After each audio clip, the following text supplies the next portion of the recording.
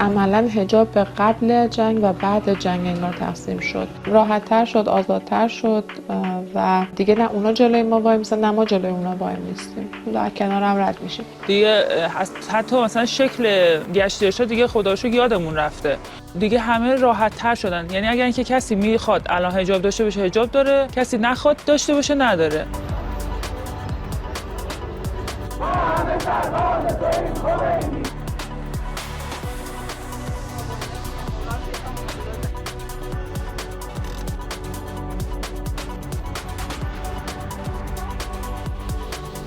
بعد از مهسا امینی از 401 ما دخترها رو می‌دیدیم که دیگه روسری سرشون نیست و تابستون که شد بلوز شلوار خیلی روتین شد، ولی خب با یه ترس و لرزی این اتفاق میافتاد. ولی بعد از جنگ خب خیلی دیگه راحت‌تر شد، خیلی عیان و علنی شد، یعنی چون که دیگه کاری نداشتن و هنوزم خدا رو شکر ندارن.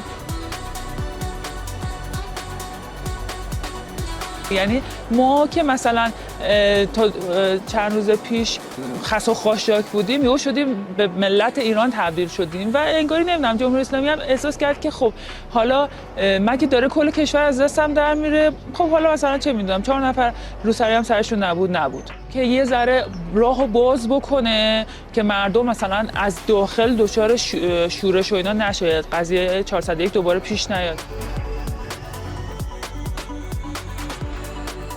حس میکنم اون شادیه رو نیاورده هنوز، اون حس آزادیه رو نیاورده، چون آزادی فقط حجاب هم نیستش. در واقع من احساس میکنم که اینا همه سیاست پشتشه و مادامی که جمهوری اسلامی داره با این مدل گول زدنهاش ادامه میده و هر چند وقت بار با یه کاری داره این اتفاق رو رقم میزنه، این شیوه هسته.